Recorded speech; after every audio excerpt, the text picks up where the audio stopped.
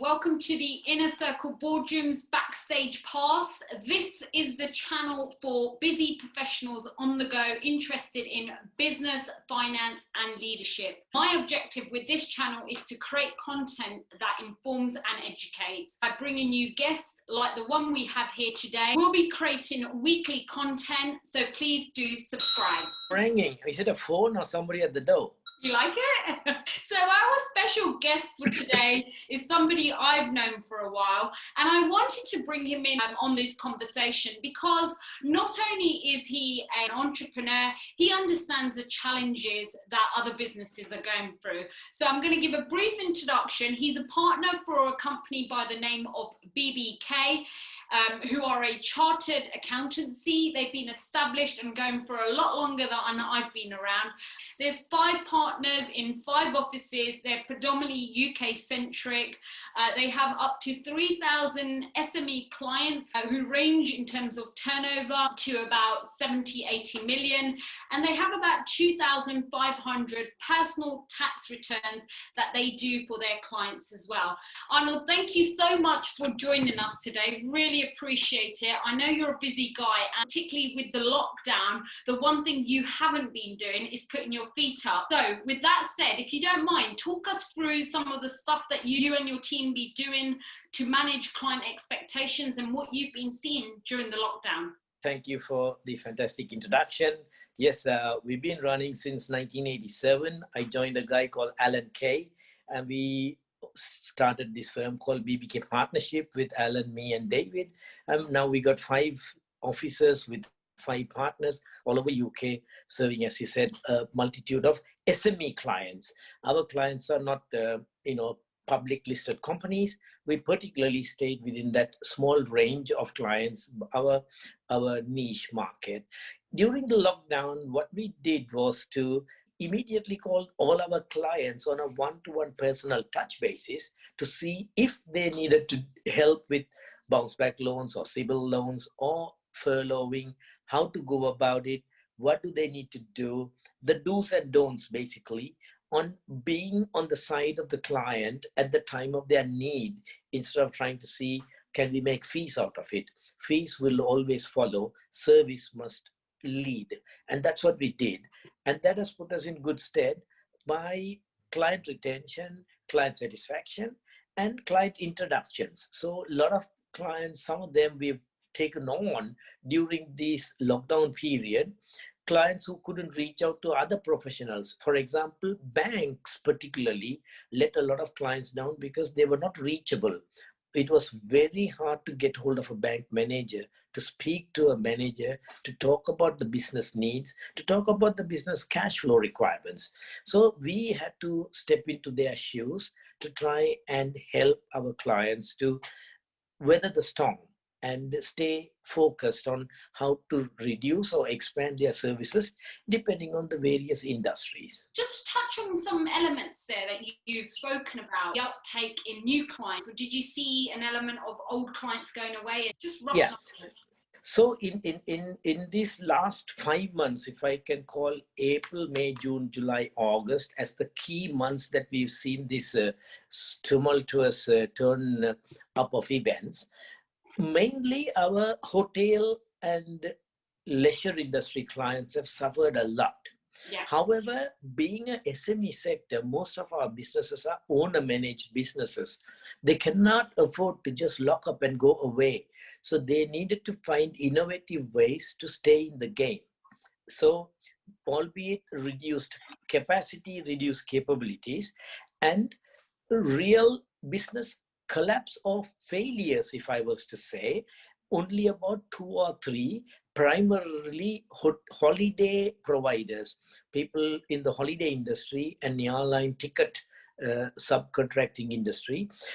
They have suffered. A company who was turning over more than 10 million have contacted me and said that they have to throw in the towel. However, the director wants to re-emerge into a different sector, maybe staycations in UK, stuff like that. So we did a business recovery instead of a liquidation, a business recovery process for them.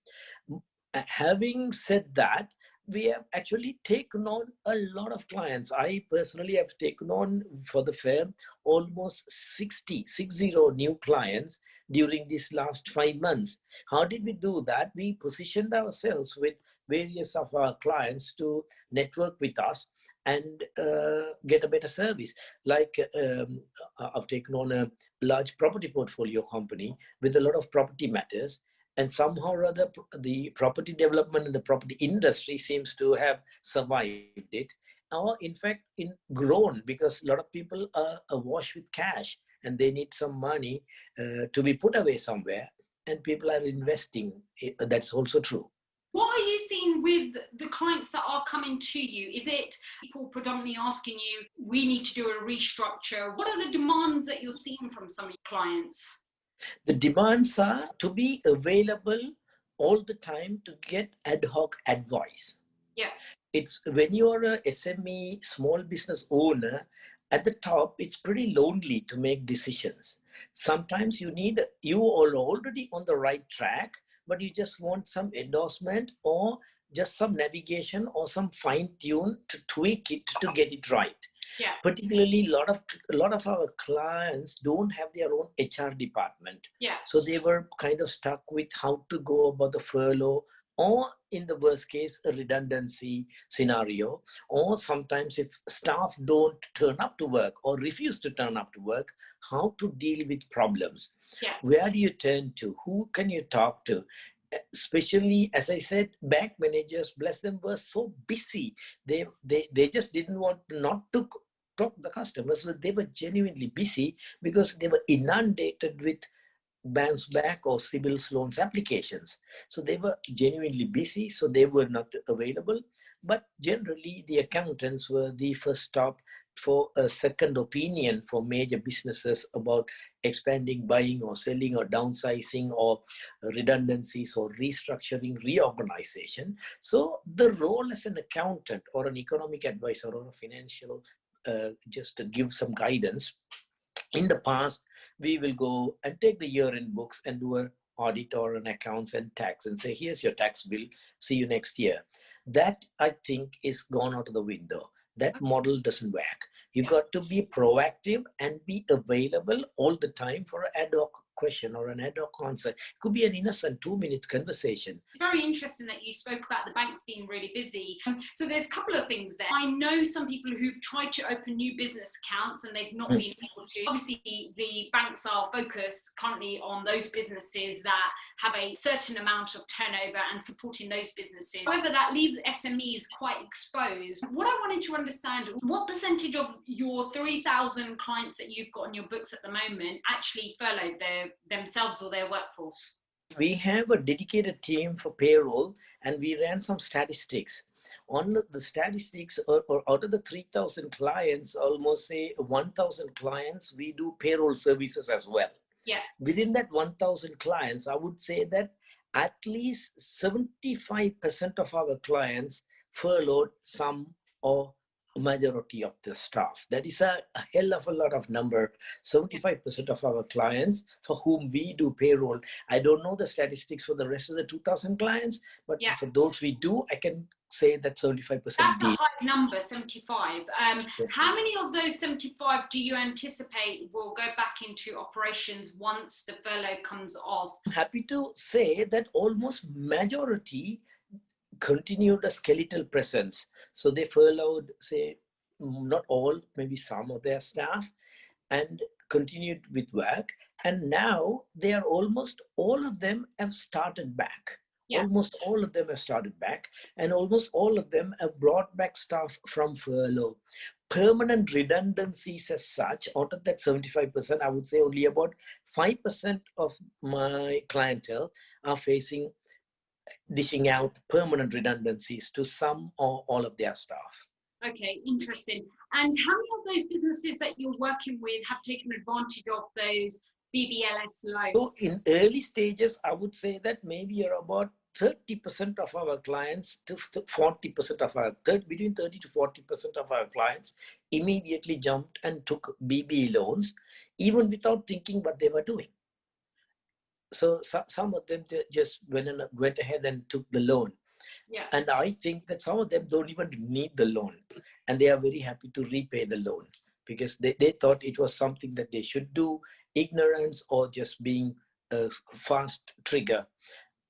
Then, as far as Sibyl's is concerned, we have done maybe around 50 Sibyl's loans for select clients who approached us for help with that application, Yeah. in making financial simulation as to what happened, what's happening, what might happen, and why do they need those loans, to try and justify.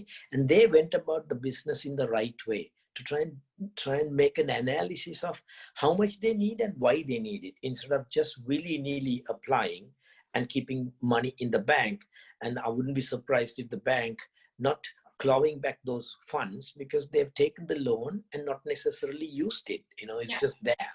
And having said that, out of the 50, almost all of the clients really needed that money, because some of our clients are kind of in fashion industry with a good presence inside large retail parks, and some of them were shut, so they had no choice but to take this loan, because they had to keep on paying various payments that they had to do for the purchases that they have made.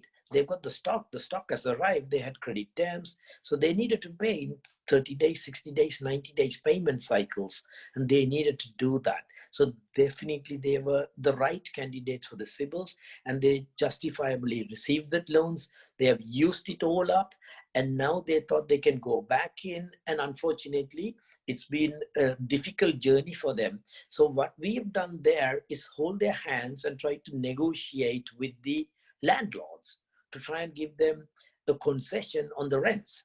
And I'm glad to say some landlords have been very generous in giving turnover-based, percentage-based rent reductions, which is a novel thing that I never thought I will see that in this country, but it has happened. And there are so many new things that we are learning as well.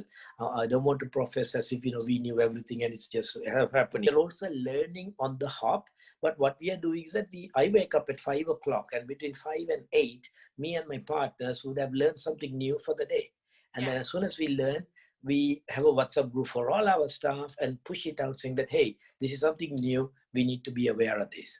I just want to talk about some of those loans and forecast and planning. Do you see a issue by people are taking these loans, but realistically won't be able to repay back those loans, and so it's a bit like kicking the can down the road? Do you think we'll start seeing some of that?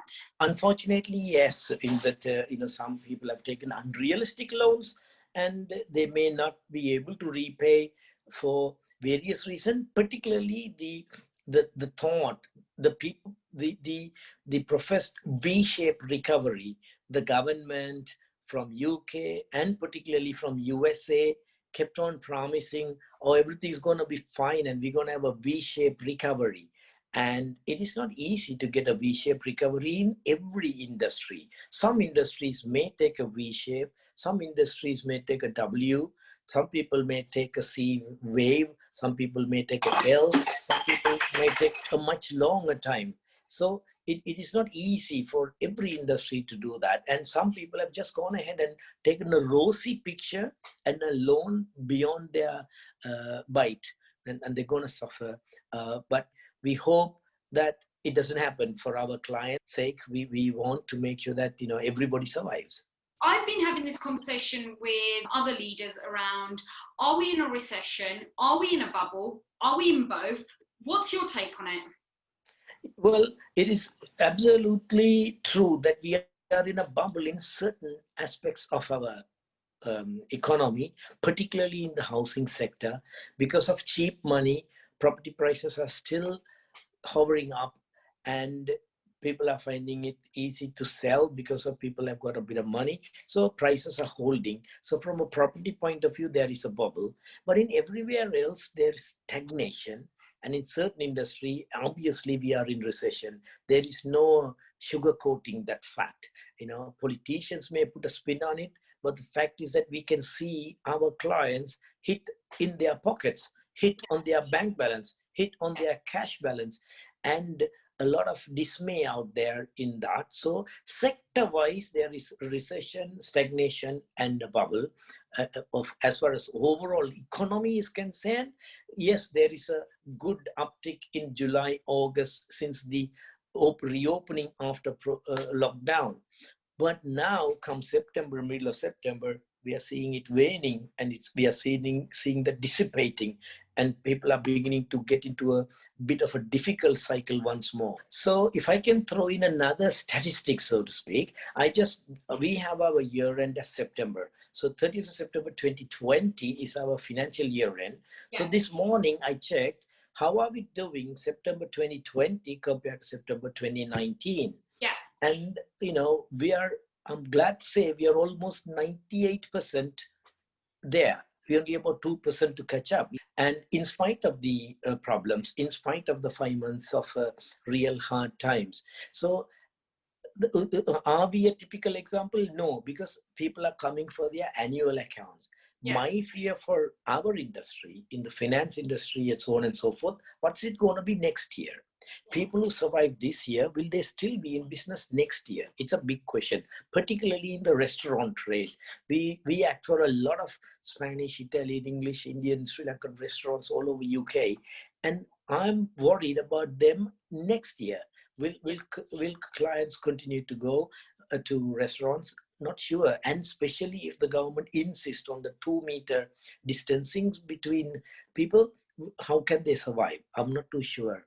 Unless we get the rates reduction or the rates concession continue beyond March 2021, we want to canvass the government to extend it to March 2022.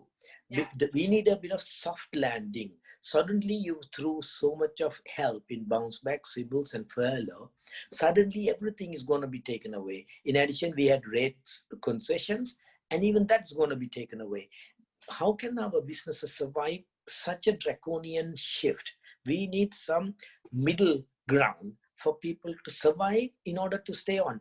None of our clients want to throw in the towel and go to universal credit. None of our clients have never claimed benefits in their lives. So they want to stay on, and they want to continue in business, and they need support. 2 or 3 things that the government needs to adjust. Maybe part furlough or selected rates support. I've been having this conversation around when do you forecast real growth? No matter what the government says, people have to eat, sleep, drink, have their medicines, have their travel, and life goes on. Yeah. Our economy, our number of people, our number of needs are still the same, regardless what the government may preach to us. We need to get on with life. So I'm a little bit more optimistic in that. Yeah. Yes, there will be some consolidations. Yes, there will be some disasters. The disasters, I would say, it's going to be by people not managing their businesses well.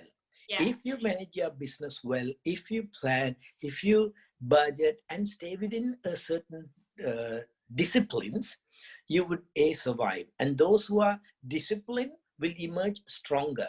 Having said that, there are other people consolidating. So, but even if you consolidate, the number of people that you need to serve are still there. The number of mouths that we need to feed in this country are still there.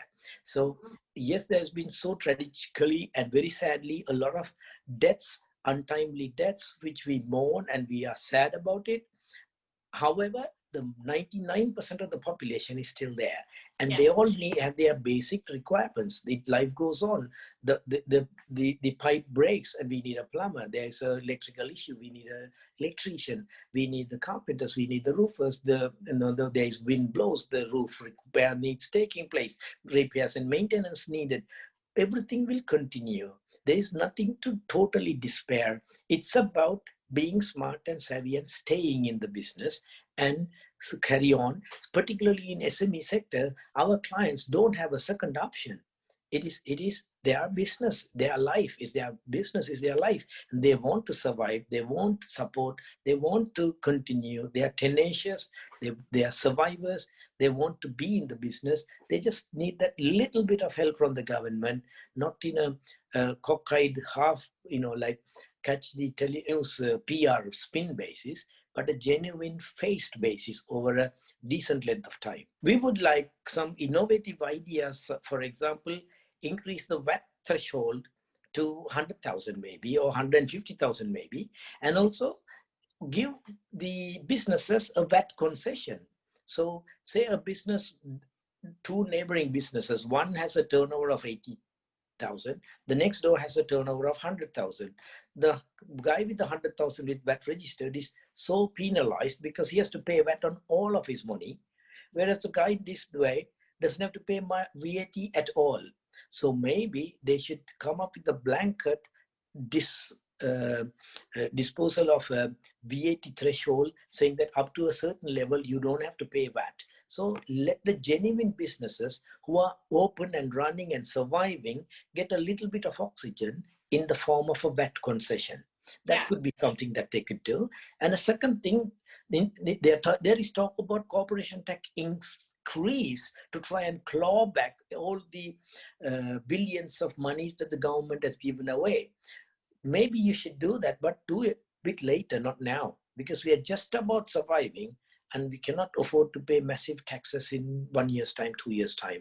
Delay the tax increases, or actually give a tax concession for people who have paid so much taxes in the past. Let's say a business has paid over last 5 years, 3 years, 2 years, 1 year, X amount of tax. Give me a tax break for 1 year. What other things are you seeing at the moment that either excite you or worry you? Something that would excite us is finding a pure good solution for the COVID situation. And, instead of giving spin, give us proper test and trace so that we can test ourselves quickly and move on. And there are so many private entrepreneurs who are willing to provide testing facilities. Why is the government not allowing them to do so? I would rather pay double the money to get a quick test down the road within 5 minutes or 10 minutes drive. Why do I have to drive 100 miles just to only go to government nominated places? This is a country run by a conservative government now, which normally thrives on entrepreneur principles. And for them not to allow private entrepreneurs to provide alternative medical testing and test and trace provision, I find it baffling that a Tory government gives us a massive kind of a bureaucratic solution instead of loosening it up so that people will survive faster and provide solutions faster. Providing solutions and quick turnaround, and trust the people, because people are genuinely good people. As you could have seen over the last 5 months, British public behave so well. So why don't you trust them to behave even better? What are you seeing with your own employees in terms of wanting to come back into the office or working from home? Or are they cautious about being in the office? It's a mixed bag. We have a lot of staff over all our offices. In the beginning, maybe first 1 or 2 weeks, 3 weeks, even we missed a trick of not communicating fast enough. Employers must communicate with the employees fast enough because the uncertainty causes a lot of stress. So give them, even if it's bad news, tell it with honesty, so that the staff, you trust them to be adult and mature enough to accept even bad news, and to see, maybe if you are going to bring back only 30% of the time, maybe 3 days instead of 5 days, that's okay, but communicate, don't keep them in the dark. For us, some staff want to come walking to work because they are scared to get onto a bus, because we don't have enough car parking space around our office premises. So that is a problem. On the other hand, they are scared to do carpooling because they don't know whether the other person's got the virus or not. Yeah. So there's a lot of uncertainty, and it's going to be even difficult once the winter time sets in. Some staff are saying that they miss the social interaction coming to work. Some staff saying that, no, we don't want to come to work, let's stay at home. So we are giving multiple solutions because we are in that industry. But you cannot give that multiple solution for a restaurant trade where you need the chef and the sous chef and the restaurant hands in person in the place. So there may be a systemic change of people's risk aversion towards social mobility getting different job profiles. So there may have to be a job merry-go-round.